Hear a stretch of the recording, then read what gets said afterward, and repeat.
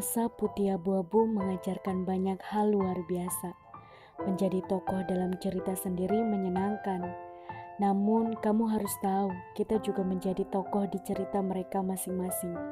Entah itu tetragonis yang hanya sebatas kenal tak jauh lebih, protagonis yang kenal baik dan support satu sama lain, atau bahkan kita menjadi tokoh antagonis yang menghidupkan cerita mereka masing-masing.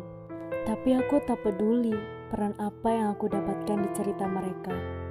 Yang aku tahu mereka teman baikku yang sudah berhasil mendukung cerita masa SMA aku, yang kelak aku ceritakan kembali di masa yang akan datang. Sekolah tak hanya soal melulu belajar memahami materi dan memberanikan diri berbicara di depan.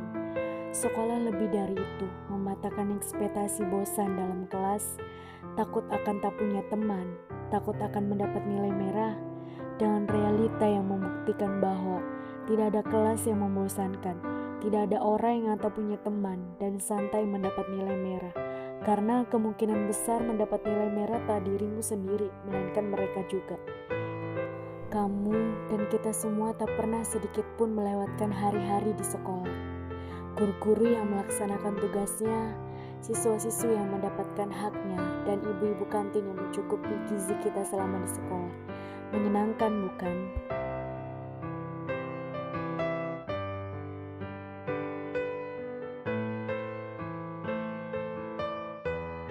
Lalu kita kemarin mendapatkan tugas mengerjakan karya ilmiah yang membuat kita kewalahan, revisi-revisi yang membuat kita semakin tak karuan untuk mengerjakannya.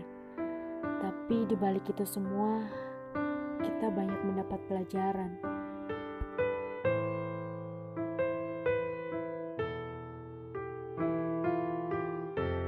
Ditambah lagi mungkin beberapa dari kita mengikuti beberapa ekstrakurikuler.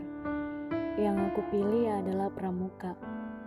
Yang kurasa ini pengalaman yang tak akan dilupakan oleh lekangnya waktu. Kita diajarkan mengenyam pendidikan formal yang membuat kita berpikir dan pintar. Tapi pendidikan non-formal juga membuat kita bukan sekadar pintar, tapi berkembang. Entah itu skillnya, entah itu jiwa kepemimpinannya. Hal-hal yang dilewati di pramuka semakin membuat masa putih abu-abuku berwarna. Mungkin dirimu juga sama. Tapi sekarang kita sudah ada di fase masa SMA telah usai.